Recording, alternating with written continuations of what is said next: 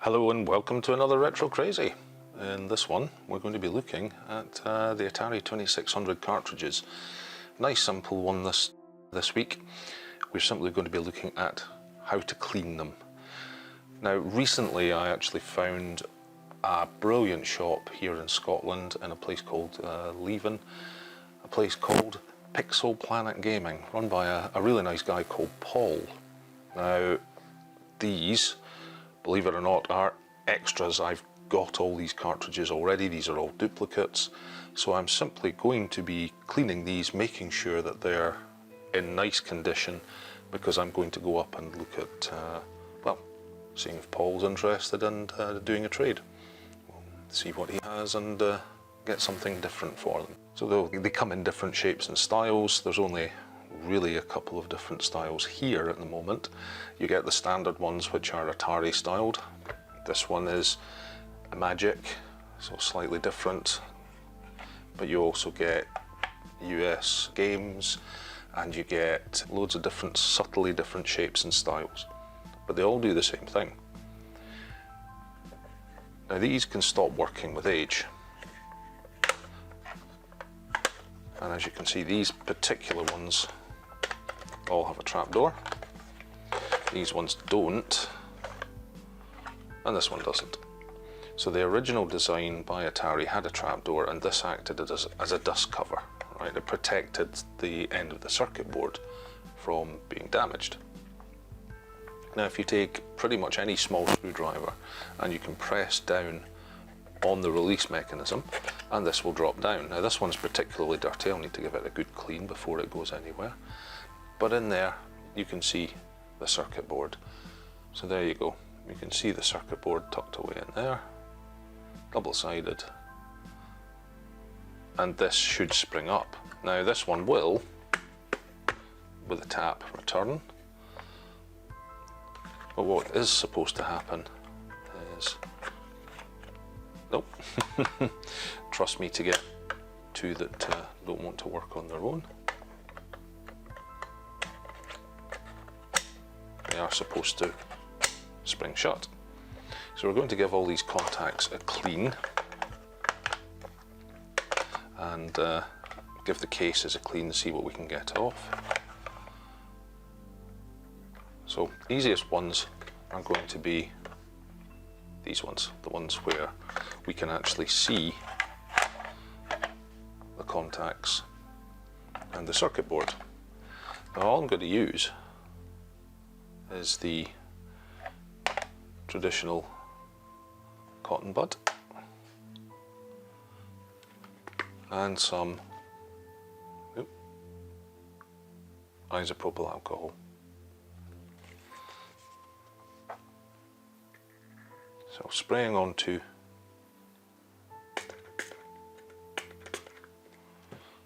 the cotton bud, Q-tip if you're in America, and then I'm just going to give the contacts a really good clean. I'm doing just the one side at the moment. It's coming out a little bit dirty, but nothing too major. Do the opposite side. And that's coming out a little bit dirty again, but nothing major.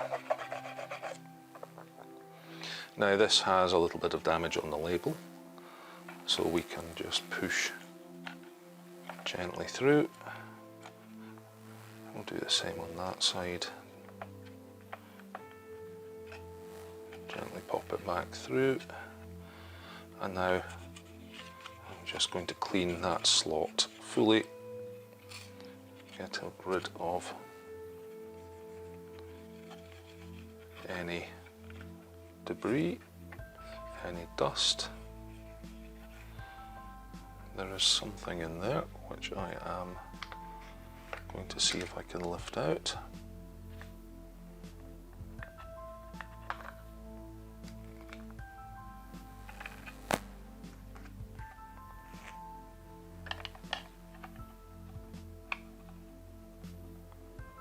It's like a thread from something. And no, it's not the, there we go. That is not the cotton bud. There is a little damage to this cartridge. It's quite jagged. I don't know whether that's from manufacture or not. Normally it looks like pristine straight edges, but this side certainly not. So we'll try and get the last of the label through. Just like so. It's not going to stick back down, obviously, but the label at least is intact and all there. So hopefully that's done. So we move on to the next one. Same process. I'm going to use the other side of the bud.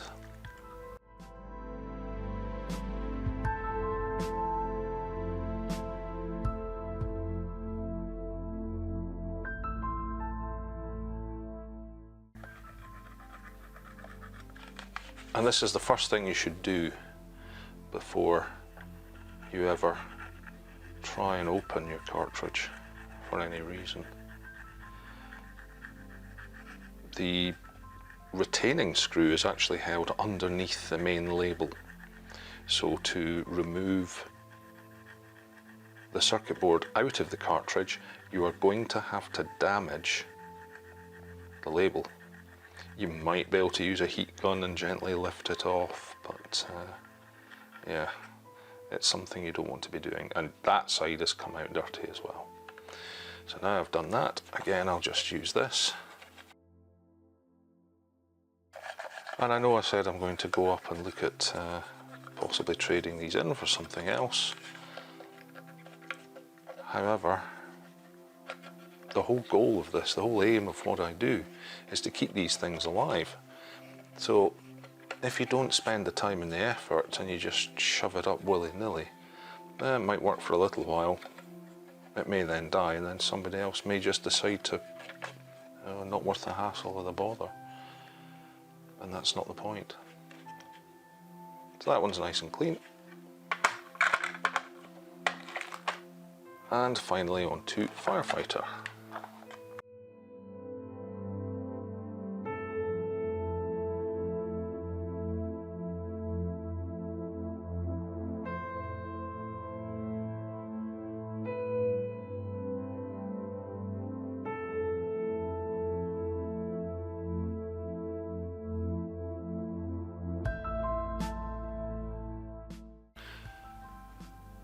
So you can see how dirty that was. A lot of this is from the inside of the cartridge.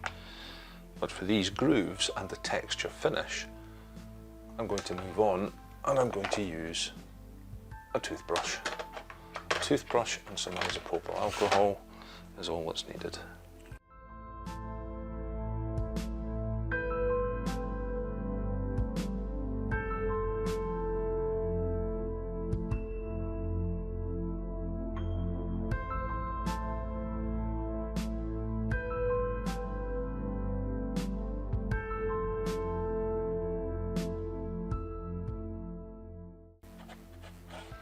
Now I purposefully did not touch the label.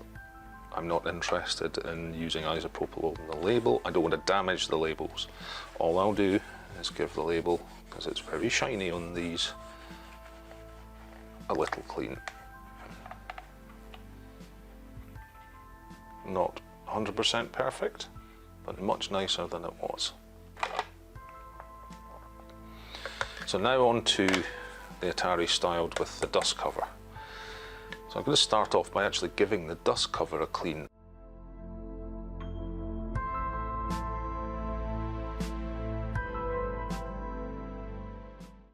So for these, trip the mechanism. You can actually see quite clearly which way it kicks in. Trip the mechanism down, push it right to the bottom, and it's going to be exactly the same, the difference being normally you have to hold it down.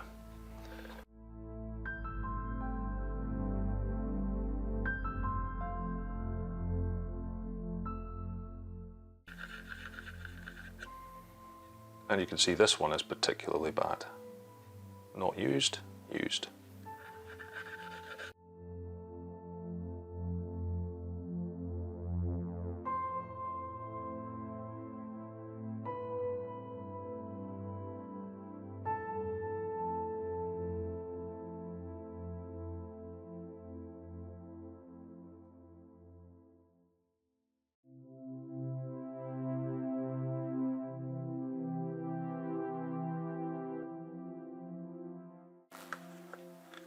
So that's the first cartridge done, and if we check,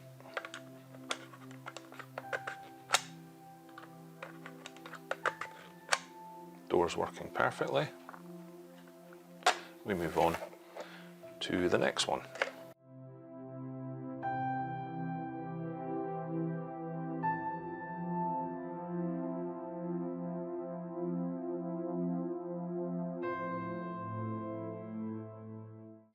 This one's the worst out of the lot. There's a lot of dust, dirt built up in the groove, so we're going to clean all that out.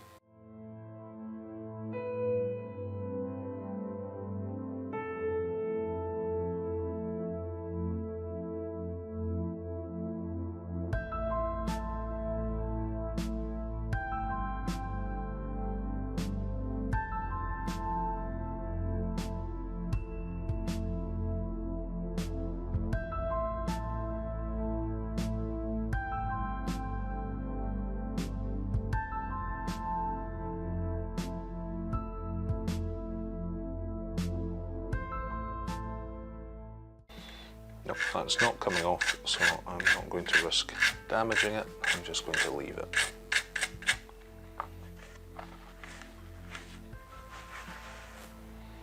Judging by the finish on it, somebody's already tried. However, we now have a set of working cartridges. Now what happens if it's worse than just cleaning and it still doesn't work? Well, this is one of my own collection which, when I received, had already been opened, so I've got no qualms about opening this one. So the screw is held under the label,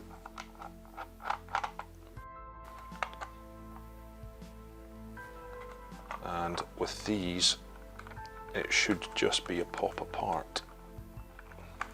There are 3 clips on either side. This one doesn't even have a spine label, so somebody's been in. A little bit dusty. There's the mechanism, and there's the cartridge. And the cartridge is just held in with these clips. So if you're gentle and just lift the clips up, you should then be able to remove the cartridge without dislodging the spring and the mechanism. And here we go. You can see this one's particularly dirty. It's got a shield over the main chip, and it's dirty on both sides. So we can try the same process, which is again just the isopropyl alcohol directly onto the contacts.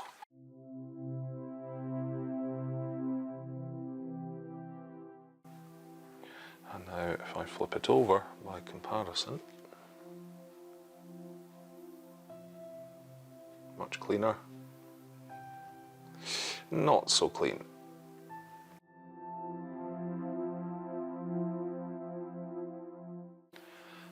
So if you've tried the isopropyl alcohol and that doesn't work, I've shown it before, just try using an eraser. My daughter's, which I stole from her. And there we go. Much cleaner. hopefully, once we take off the last of the eraser, we should now have, we hope, a working cartridge.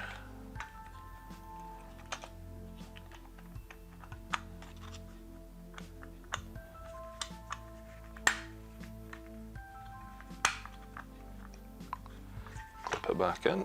At this point you can give the side a wee clean. You may as well while it's out.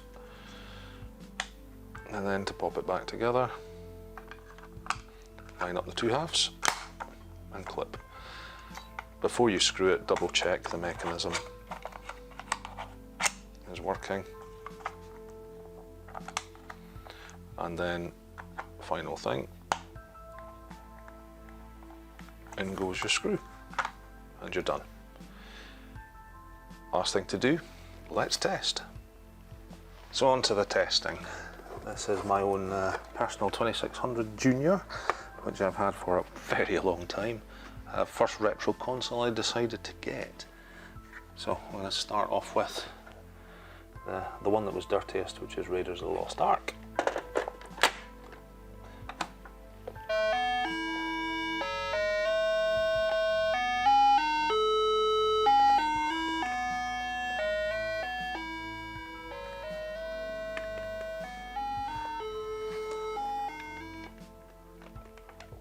And yes, that is definitely working.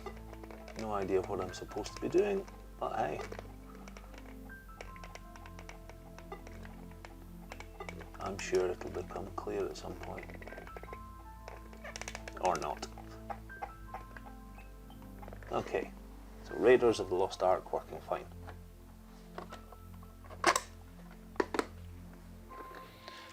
Next is Math Grand Prix.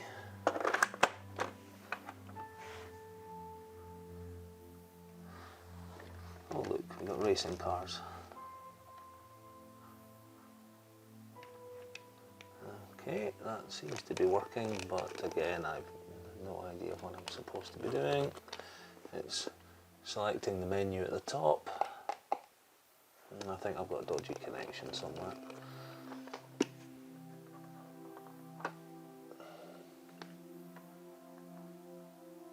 But then that's working. Okay.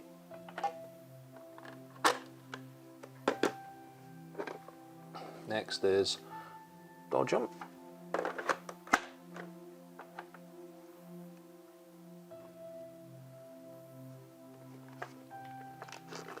Yeah, I've got this in the right controller. We're maybe supposed to have a left controller. Yeah, I got a bad connection somewhere. So my little Junior is going to need some work and some TLC. It certainly does not seem to be resetting the Junior itself, whatever that is.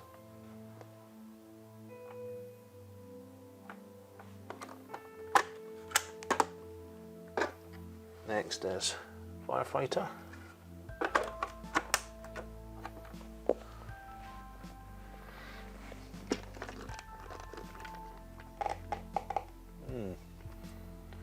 Definitely a bad connection somewhere.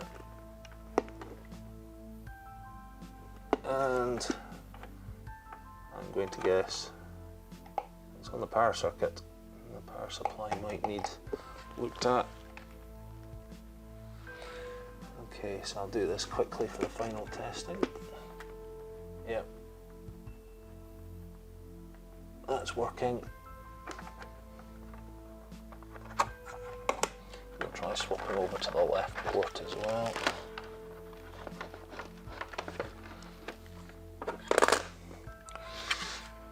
Galaxian.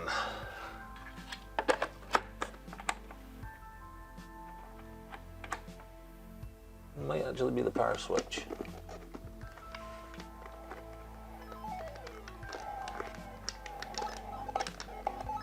Yeah, I think it's going to be the power switch. So that's working. And last but not least, Defender 2.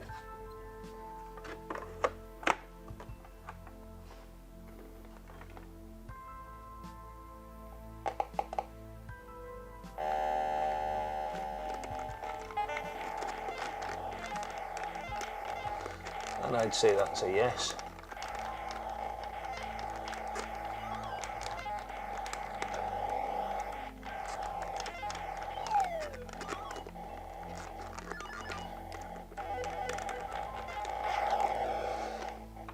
So there we go.